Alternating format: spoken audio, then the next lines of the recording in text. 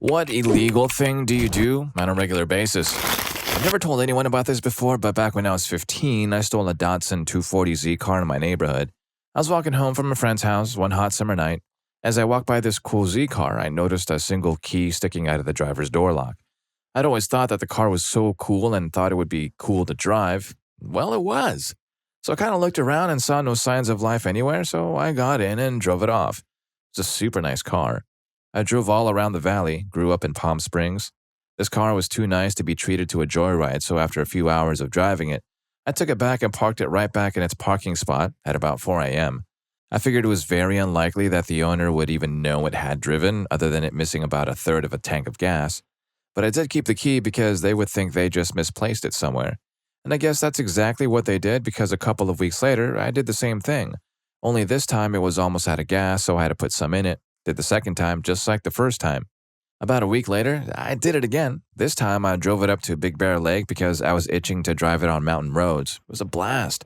Until I stopped at a little gas and market to get a snack and bumped into one of my older brother's good friends who knew I was only 15 and didn't have a driver's license or a car, much less a vintage sports car. I can't remember the lies I told him, but I knew I was going to be in deep trouble when I got home. I hauled back to PSP, stopped at 7-Eleven and filled the car with gas and snuck it back into their driveway. Took a pen and scribbled out a thank you note and told them that I really love their car and they really shouldn't leave the key in the door overnight. Oh, and by the way, I filled the tank for you. Thanks. As for my brother's friend, well, he never said a word to anyone about seeing me. I wonder what the owners had to say after missing their key the first time around and then seeing that note left behind. Story 2. It's almost impossible to not violate multiple laws while driving. I was a police officer in the early 90s, and when I was in the academy, we had to learn all the traffic laws. One of the instructors said, "You really need to learn traffic laws because there are so many of them that you can always articulate probable cause to stop someone while they're driving. For instance, in Texas, it's illegal to not stop before crossing a sidewalk when leaving a parking lot.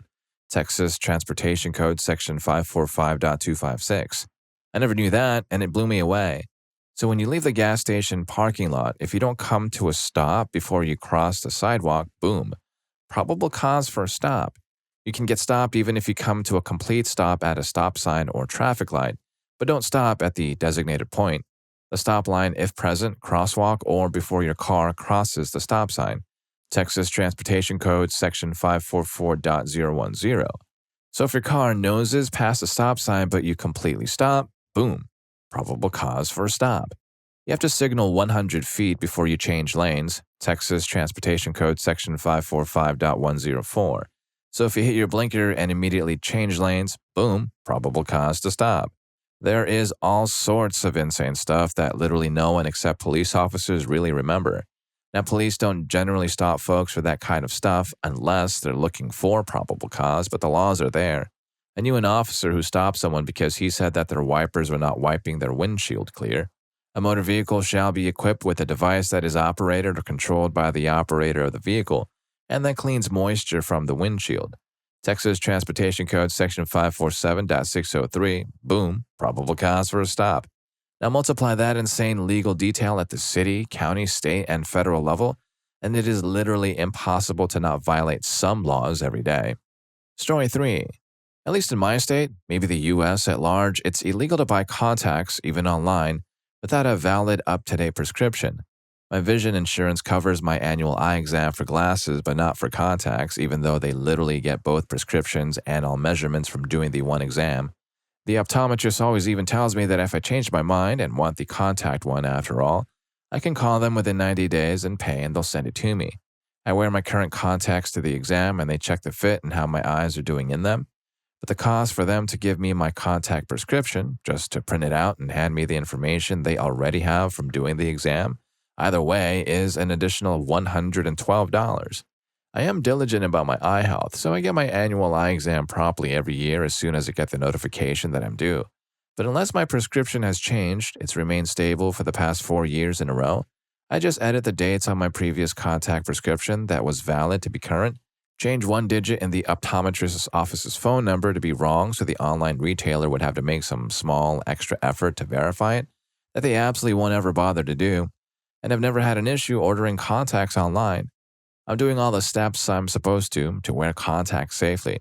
I just refuse to pay an extra $100 every year for literally no reason whatsoever.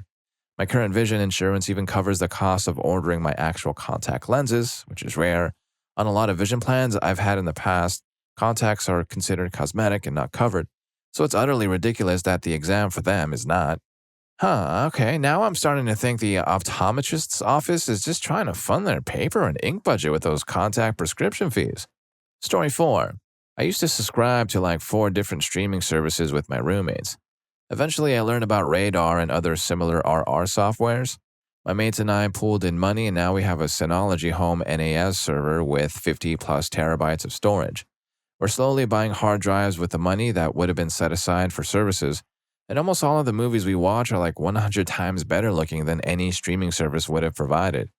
It only started as a way for us to watch movies that we wanted to, but streaming services have dropped. But now we have a database for the house, backups for albums, Pi-hole, and many other home entertainment and lighting systems being run through it. Best of all, we own that stuff and can move it whenever we want, and aside from the initial setup and the move to a server setup, we never touch that stuff. It updates itself, finds subtitles by itself, and even catalogs by itself, and has cute information packets like Prime Video shows, and we also saw so many featurettes for classic movies. Story 5. Okay, double dose of karma. When I was younger, I was a bit of a geek and into the new-gen games, specifically PS1 and Xbox. So a geek in school, broke, LOL. I invested in an external DVD-RW drive that I did Pi 1 to bypass disk security, soft-modded my Xbox, and chipped my PS1. I bought a spindle of DVD-RW discs, and away I went. At first, I would rent a game, say Incident, like it, and swap for a different one. Of course, it was to go home, burn it, and trade it in. I was getting 2 brand new games for the cost of a rental, LOL. But then my friend got hired there, and needless to say, I had every game in the store in a week. He would use his employee benefit, take 7 games home for the night, and bring them back. Now it was free. Anyways, a few years later, my house got broken into, and OMG, they took everything, thousands of dollars worth of stuff. I reported it all to insurance and all that, so they had the numbers to the systems. But later that year, I got a call from the cops telling me if I could go to the station. Can I say no? So I show up and they ask, "Are you so-and-so? Were you robbed on date and time?" "Yes, that's me." "Well, we believe we have found some of your electronic stuff, but unfortunately we can't give you anything back except your PS1. The computer and equipment along with the Xbox had all been illegally modified, and the culprits were found selling bootleg copies of games and are being charged with 298 cases of piracy, among a whole bunch of stuff. Yes, you know the blue screen at the start of the movie saying piracy is a crime? You will be fined up to $250,000, 297 times. Story 6.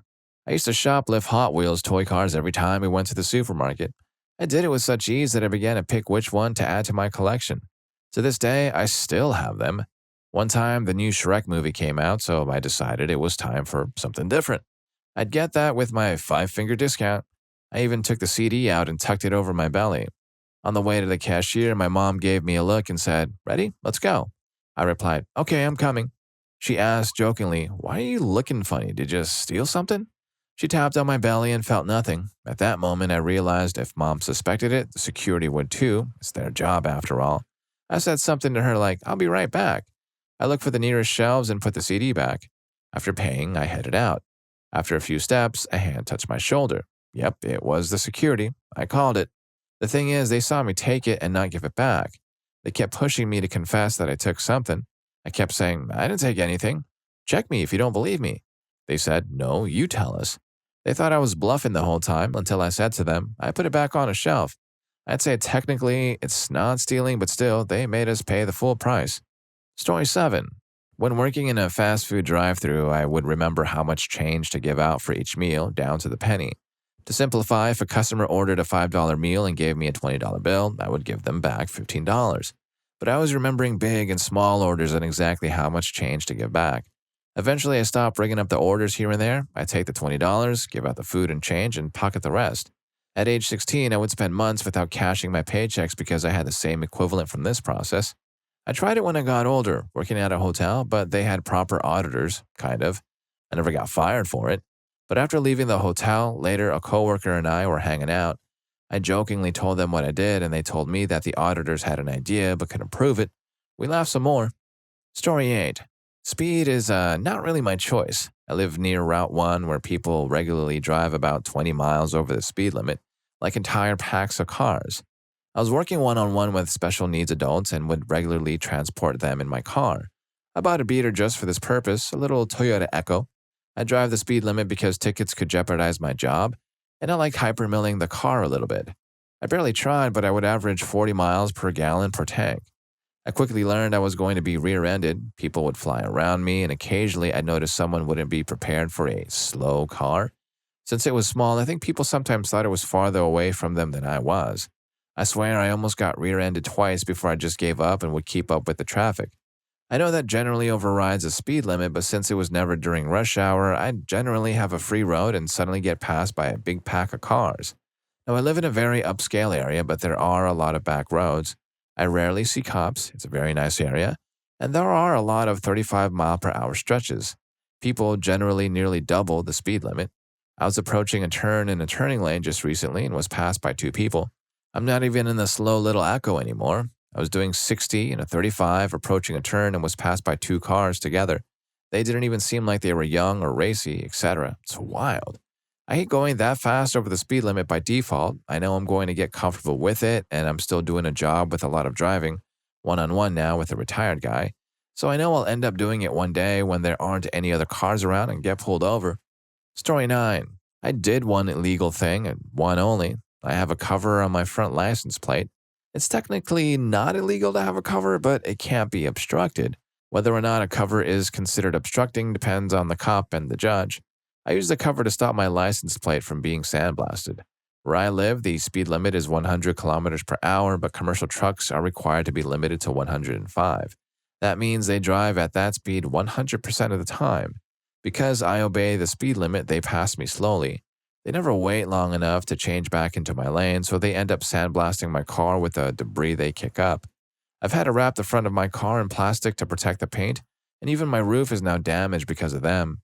I don't want to get new plates, so I choose to protect them instead. If the police would just stop the truck speeding, it wouldn't be an issue. Story 10. Technically, tax fraud. I make chainmail jewelry as a hobby. In my home country, if you make any money, even if it's just €1, with something you put any work or effort into, you have to register as a business. I didn't do that and just sold a bracelet or a necklace like once a month for slightly above material price, like €2 an hour for work added to the material. That way I made a whopping €150 in profit this year so far. Technically, the tax office could go and make me pay hundreds or even thousands of euros for an estimated profit potential, because to the tax office, a hobby that makes money but isn't driven by greed does not exist, so I could have potentially sold it for an hourly wage which would tenfold the price I really take for it. I will register as a company next year. I just didn't have the time to figure out what to look out for with business-related taxes and emails. Story 11. Piracy. I watched for years as much of the media I love was being sold digitally more and more, now to the point of near obsolescence of physical copies. It was apparent to anyone paying attention that without the physical copy in your possession, the line of what is yours versus what is owned by the proprietor would continue to blur. With video games in particular, I decided that since I wasn't going to have an actual disc to use, I certainly wasn't going to purchase a game only to have the rights taken away from me at an arbitrary point in time by some greedy publisher. I make exceptions for indie developers or developers that have exceptional streaks of quality content, often pirate first, then later decide to purchase legitimately as to support the developer. A huge regret of mine is allowing my mother, when I was in my teens, to sell our DVD/Blu-ray collection, since we had mostly neglected it in favor of streaming. If I was conscious about it then, I could have had a very valuable set of what is mine and only mine, that no one could decide to remove from a service from me entirely. Right, because if buying isn't owning, then piracy isn't worth stealing. Story 12. When I was in high school, I worked at a local chain music store, as in band, orchestra/sheet music, etc. The owners were absolutely awful people and always shortchanged me an hour or two from every paycheck. After getting sick of dealing with it over the course of a few months and without any resolution, I ended up stealing saxophone reeds for my own personal use and then pocketing the money my parents thought they were giving me to buy reads, using it for spending money instead. The company had literally zero inventory controls and no electronic bookkeeping, even in the mid-2000s, so I knew I could never get caught. After a few months there, the absentee schmuck owner would call me on occasion, hammered as hell, saying, "My wife is going to call in a few minutes. You have to tell her I've been at the shop all day." Obviously, as a cover for cheating. I told him I wanted a raise, which he denied. From there, things escalated to me becoming a small black market reed and string dealer for a select few band orchestra geek friends my junior and senior years. I never got caught and have never felt the tiniest bit of remorse. Found out a few years ago that the owner passed away a couple of years later after I left. From sleeping in the shower at home, and his wife was arrested under suspicious circumstances, but never charged with any wrongdoing. Story 13. I got pulled over one time, and when the cop asked me if I knew why he stopped me, I said, in all honesty, no. He responded, "You just ran 2 red lights in a row."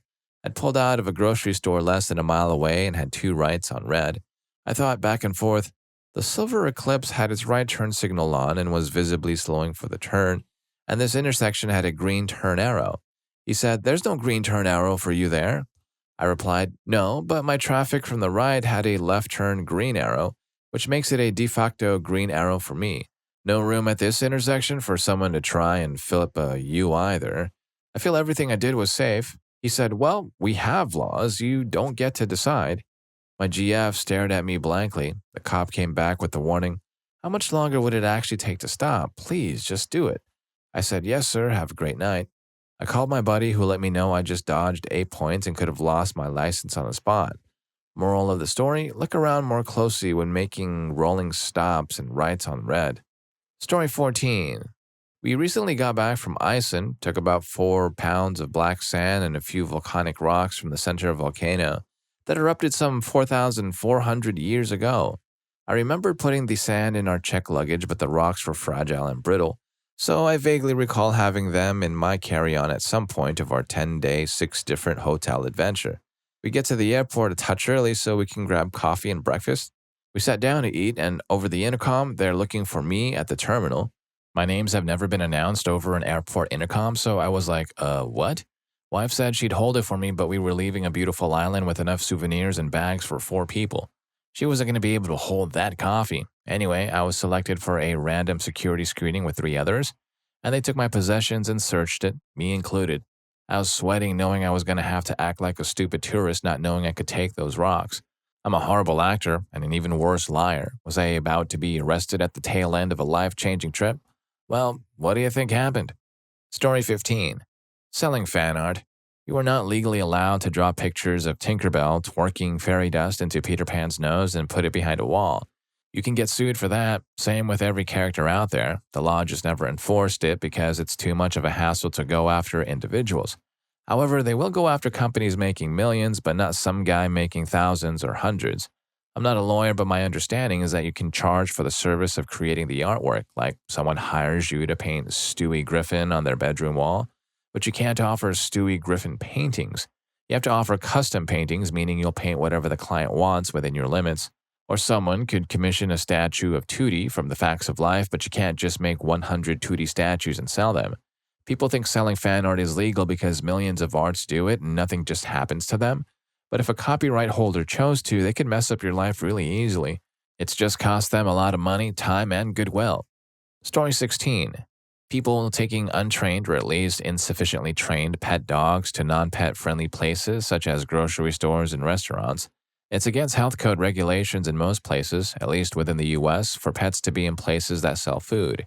These places are service dogs only, but the number of times service animals have been attacked and had to be retired early because they now have too much trauma from being attacked by untrained dogs in places they legally shouldn't have been to begin with is too damn high. If you're bringing a pet into a non-pet friendly environment, whether you vest them or not, you are representing them as a service animal. The severity of possible legal repercussions varies from state to state, but it is illegal to do regardless of state. But people get away with it constantly because the staff at retail stores and restaurants are very rarely trained on how to legally deal with and or recognize service dogs from non-service animals, and would rather just not deal with it than risk getting yelled at by an angry customer.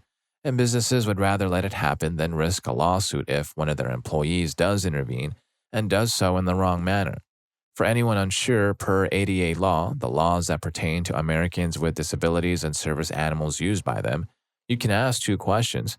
First, is this an animal required for a disability? And two, what task are they trained to perform?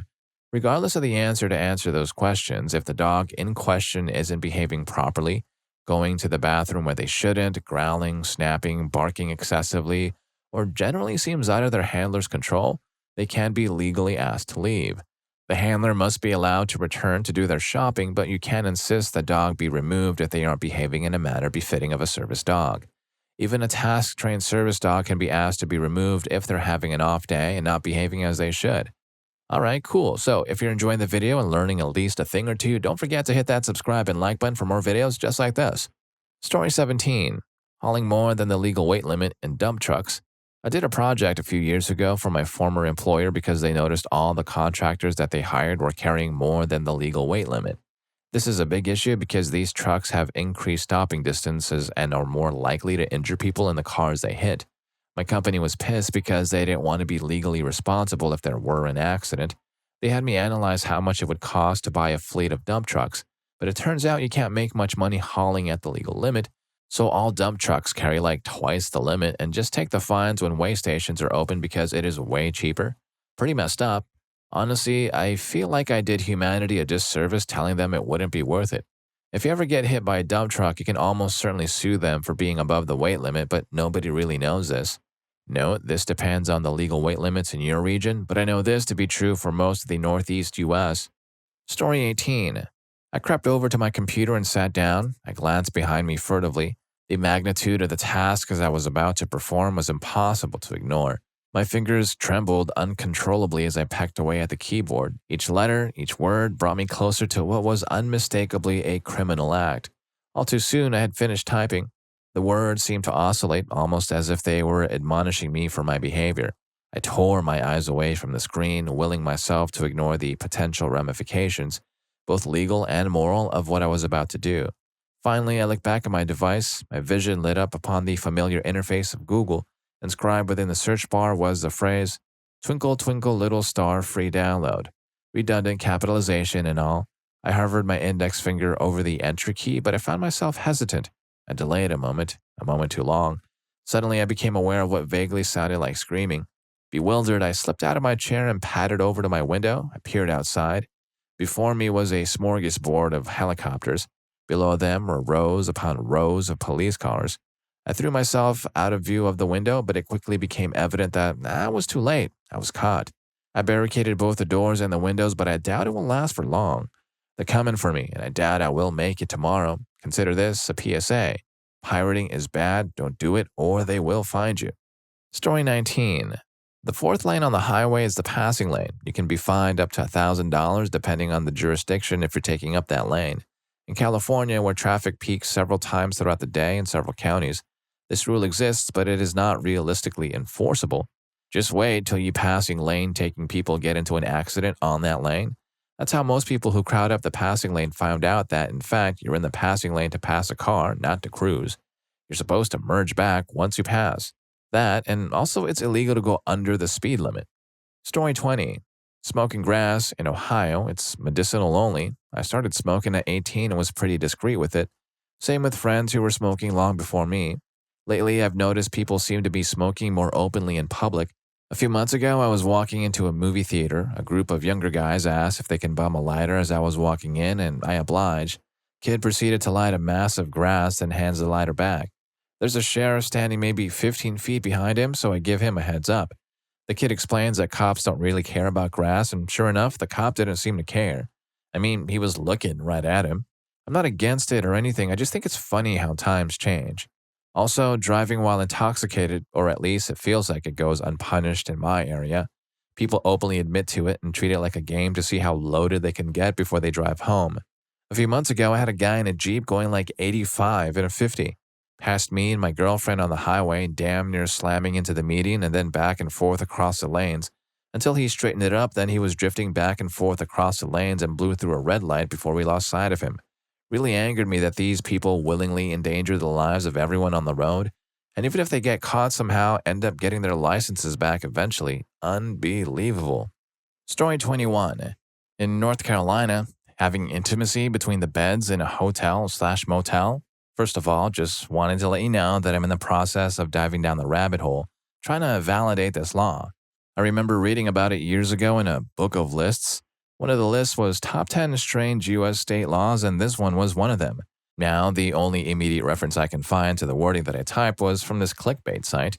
Diving deeper, the only NC law I can find that references intimacy in hotels is NCGS 14-186, which makes it illegal for unmarried couples to occupy a hotel room for immoral purposes. Now it gets tricky. Apparently, this law was challenged in 1978 in State versus Sanders. It was determined that the term immoral was too vague to form a solid prosecution, and the case was dismissed. Now, this is just supposition on my part, but it seems that the language that defined immoral may have been contained in NCGS 14-185 and NCGS 14-187. Both of these statutes were repealed in 1975, 3 years before the 1978 case. There doesn't seem to be an easy way to find repealed statutes online, lol. Best hope may be to dig up someone's old law library with a hard copy of NC General Statutes printed before 1975. Anyway, all I can say is sorry, lol. I guess you can't always trust old paperback list books and clickbait sites, but it was a fun little quest to try and source this. Story 22. Stopping forward of the white line or stop sign at an intersection. You can creep forward to see if you're clear to go after you've come to a full and complete stop before the line. I used to work in surveillance. During a sting operation with local LEOs, they pulled someone for rolling a stop sign because they wanted to search her car. I called BS on the officer in the control room. He explained to me that technically she ran the stop sign because she didn't stop before. They use it all the time. Several years later, I was studying for my class, a CDL, and ran across that rule again in my book. 2 unrelated sources, 1 a published book. One thing about stopping before the white line or crosswalk is that it communicates through traffic that you are driving with due care and attention. Every time I see someone stop after the lines, I tend to get very anxious, especially if they are looking the other way. Do they see me? Do they even intend to stop? I usually slow down hard when I see that. Following the traffic law communicates to other drivers that you are a relatively safe and predictable road user. It contributes to the overall well-being of all road users and lowers the levels of stress, road rage, and accidents. Story 23. Got a funny and stupid story about copyright BS. So, I like to collect die-cast model airplanes. I usually get things I've seen or at least one model from some of the larger or more obscure airlines out there. Most airlines could give 2 cares about dinky little model airplanes being produced in an unlicensed manner. But there are a few who still sick their lawyer teams on any brand who produces models of their planes. For a company like Cathay Pacific, it makes sense. They have a contract with Herpa Wings and their subsidiaries to produce models specifically for their online shop. But the quality is trash, and people would much prefer getting the unlicensed models instead. Not to mention, officially licensed models cost a fortune. A Phoenix Cathay 747 would go now for probably 75 CAD, while the CX Excitement 747 would easily soar over 120 CAD. Nobody wants to pay either, really, but some people especially don't want the official model because it's half plastic, while the unlicensed one is made completely out of metal. There's quite a few airlines who care about who makes models of their planes because that's revenue lost to another company that they won't see a share of. ANA, JAL, Cathay, Eva Air, Singapore Air, those are the ones I know for sure get their panties in a knot when unlicensed models are produced. So manufacturers work around it. They don't put the brand or the airline's name on the outer boxes now. It'll be one or the other plus what aircraft type it is. Or the manufacturers will create a new brand so if legal action is taken against them, the main brand won't suffer the consequences. Also, online shops list those airlines as miscellaneous so they don't get into trouble for selling them either. Another tactic they use is to slightly alter the colors on the models. Then they can say, oh, this isn't Eva Air. Eva uses field green, but this model is forest green. Not the same at all. Story 24. Shoplift. Once had someone walk out of my store with a 500-pound TV without paying. No one did a damn thing. I couldn't really do anything since I was dealing with the queue to the back wall. Police never even got notified.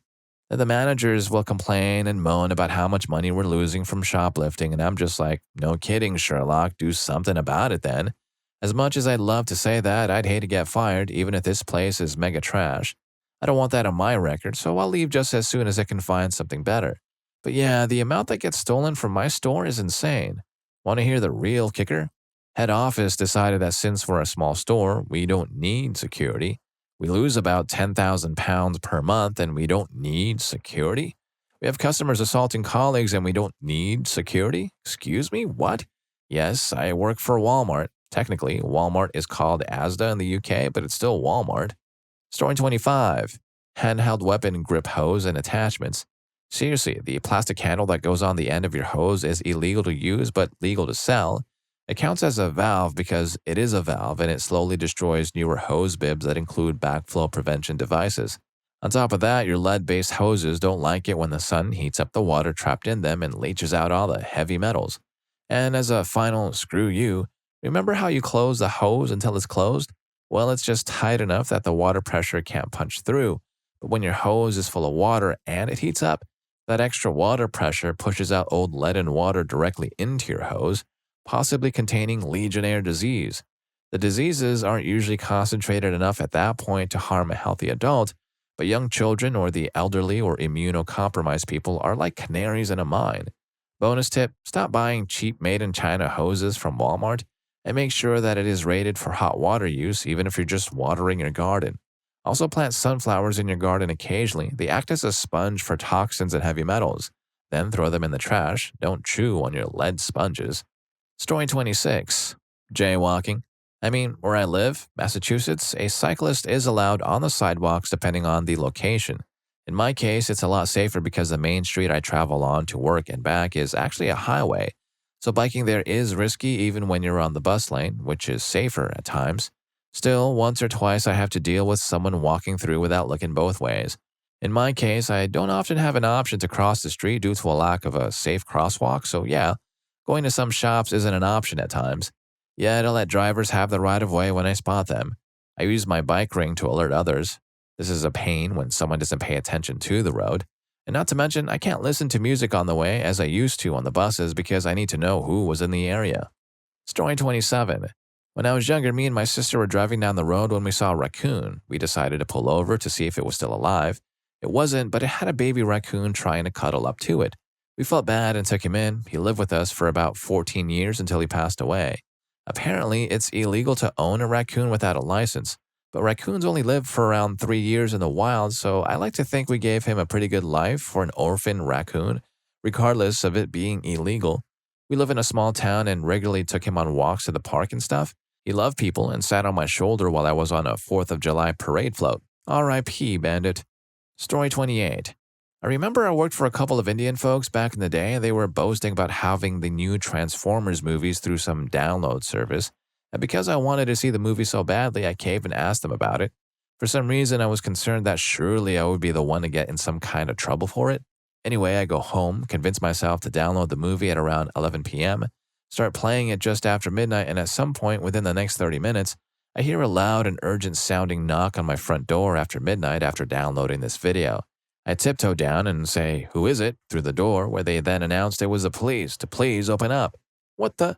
So I opened the door, and they quickly stated that there was a break-in at the place I worked at and managed for, that I need to go in to make a statement and check things over. Yep, last time I ever downloaded a movie illegally. First time was enough for me. Story 29. Back when I was in college, a buddy of mine had just picked up some grass from his dealer's house at like 1 a.m., and was walking back to his car when all of a sudden a police helicopter flew overhead and shined its spotlight on him. My friend naturally freaked out, thinking he had just been caught in some bust operation.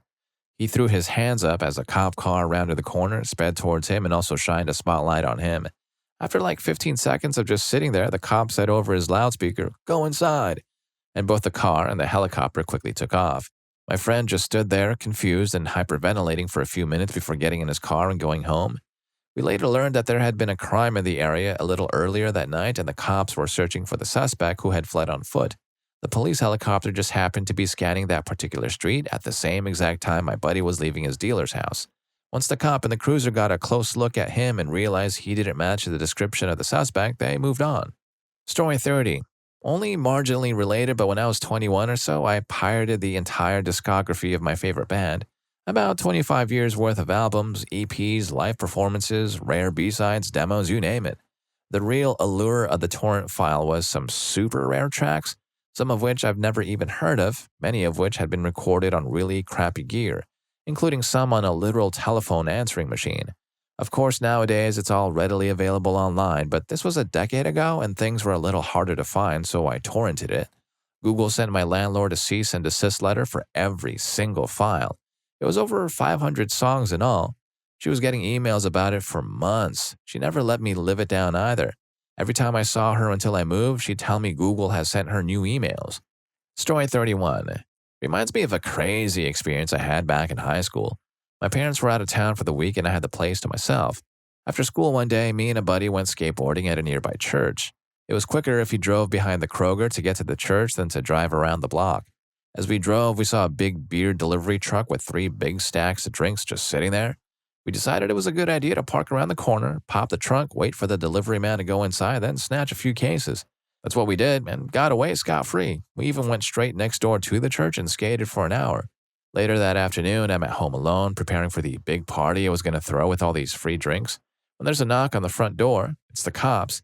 He says, "Is that your gray Honda out there in the driveway?" "Yeah." "We got a report of some kid speeding through the neighborhood and giving a woman the finger when she told you to slow down. Is that you?" I was so relieved they weren't asking about the drinks that I was happy to admit that I was speeding and flipped off some lady earlier in the day. Cops told me to slow down in the future and then they left. My party was pretty lame. Story 32. When students come in looking for a copy of a textbook in the library because they can't afford it in the bookstore, I pirate a digital copy for them if I can. Most textbooks are written by lazy professors who get together to publish for tenure. The new editions are so they don't have to work hard to republish, and they're almost always the same damn book with accent colors changed. Who cares? Here's a PDF, learn from it, improve your mind. Most professors I know are very lazy and functionally illiterate. I'd say maybe 2 out of 10 that I've met in the last 25 years I've been dealing with academia know how to read and respond to an email. It's disgusting the lack of academic standards in their classrooms and their complete lack of communication skills. It's like dealing with toddlers. You use small words and patiently repeat yourself, use positive reinforcement, and remind them what a good job they're doing and how smart they are. And well, if you liked any of these stories, here's more for you. YouTube thinks you're going to love this. I'll catch you in that video.